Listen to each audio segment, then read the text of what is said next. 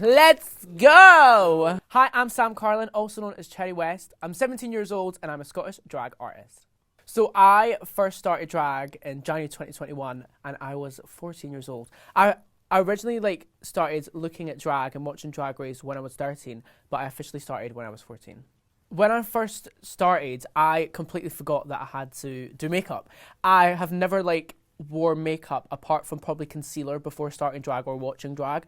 So when having to pick up a makeup brush and I literally didn't know where to start. I was like, oh, what am I going to do? So my sister first did my makeup and it looked absolutely horrendous. And then now over time, it's just gradually got better and I've had a glow up. When I first started, I did not expect to be doing anything I'm doing now. I remember posting loads of TikToks, just going from out of drag to in drag. And I seen so many other people that I was friends with getting loads of followers and loads of views. And I was like, well, why is this not happening to me? And then one day I posted a TikTok, not putting any effort into it, and it blew up. It got 1 million followers. And I remember watching it go up and I was screaming. But I remember when I hit 30,000 followers on TikTok and that was insane. And now I've got over 100,000 followers.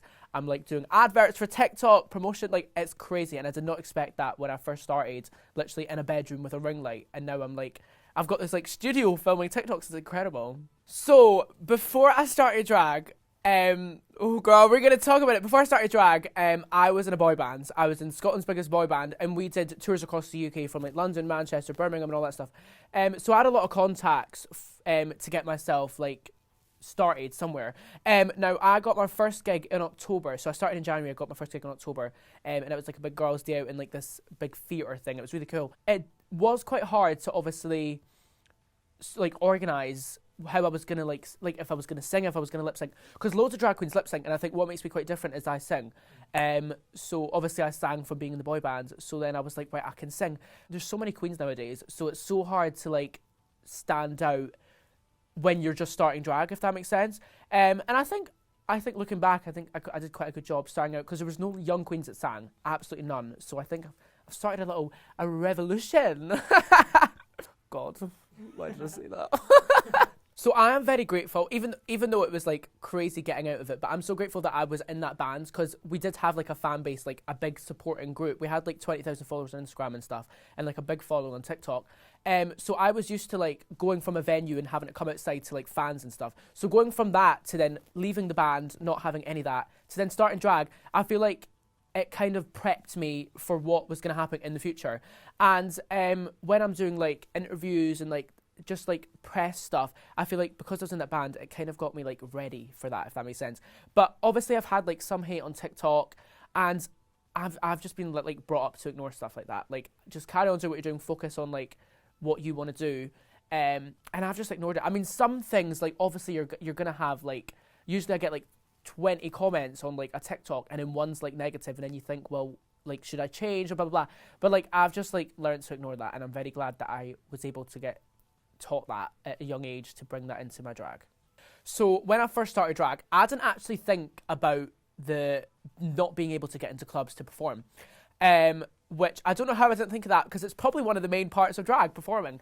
And that's what brought me into drag, the performing aspect, the way queens do big productions with dancers and stuff. I've always wanted to be a pop star in a way. I wanted to live my pop star fantasy. When I was trying to get performances, I got asked to open for these queens from Drag Race, and it was in clubs, so I couldn't get in because of legal reasons, obviously.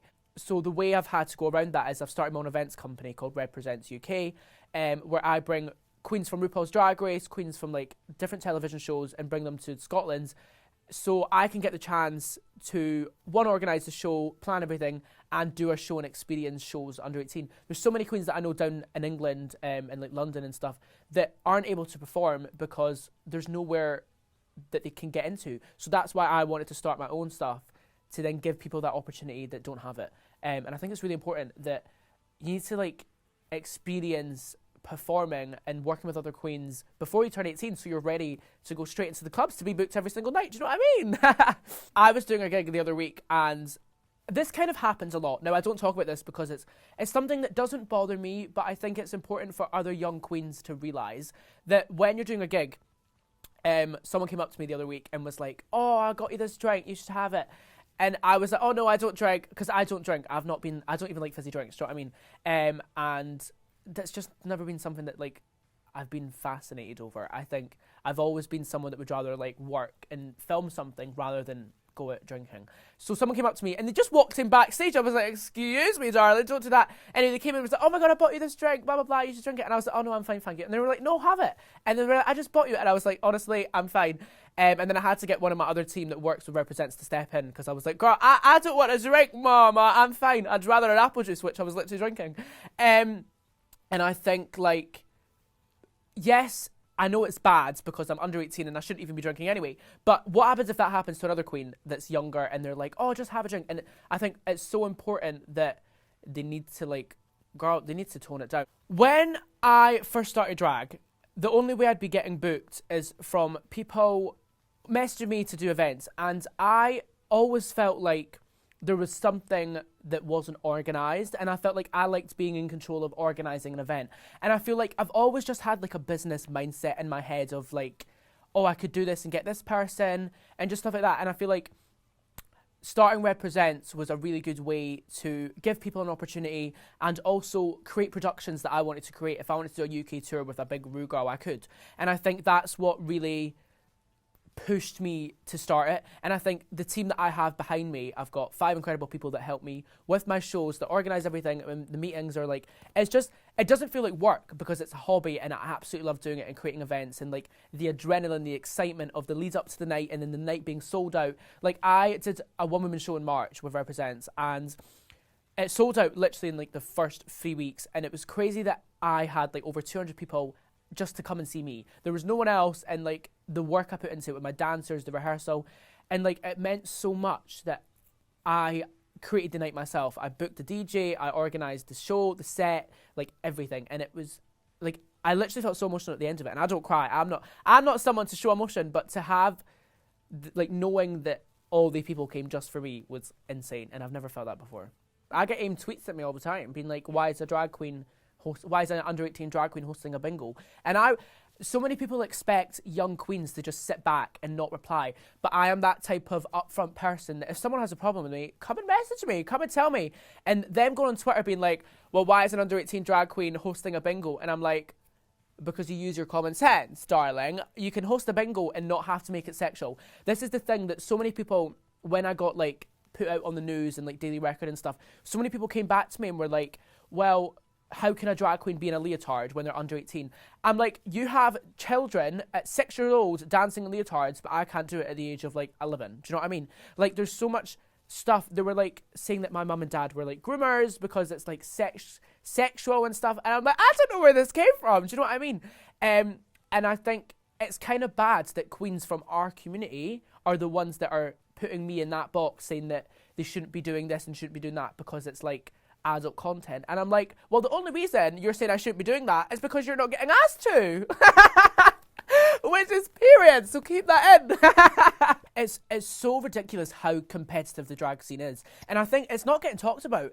And especially when I'm just trying to live life, I'm trying to do what I love, and drag is such an art form where I don't see why, because of Drag Race, it's made it so competitive. It's ridiculous. It needs to be changed. Cherry West for president. I think a big highlight for me in my drag career is definitely hosting my hometown pride in Edinburgh. It felt like there was 50,000 people there. It was insane being able to like tell people that I'm hosting Edinburgh Prides, and it was such a big deal for me because I've always like, I went to Edinburgh Prides. It was my first Pride, and to be able to like now host that, it was literally insane, and hopefully I get to do it again because it was such a big opportunity. And I also got to work with one of my biggest inspirations in drag, which was Danny Beard from Drag Race, and they were headlining, and just to be able to interview them, it was like such a surreal moment, and like it was like a full circle. I remember watching Danny when I first like looked at drag on YouTube, and to be able to introduce him to the stage was like literally insane. Another thing I would say is probably being up for the Proud Scotland Awards for Entertainer Awards. I think that was crazy, like to be put against 5 other people that got nominated, and for me to be one of the 5 that could be up for nomination for the Entertainer Award was absolutely crazy. And I'd probably say like meeting so many people within the drag community, learning so much stuff about myself as a person and about like the entertainment industry. I think it's been such a fun experience so far, and I'm so excited for what's to come, because I'm currently in the midst of writing some music, which is going to be fun to release for Pride, so I cannot wait for that. And I'm just excited to see what happens. My dream is literally like to tour, to do theatre tours, which I'm performing in a theatre on the 24th of May with my dancers, and I'm so excited, so that's going to be really fun. And I'm just excited what happens, and I'm very grateful that I get to do this like every day, and it means so much.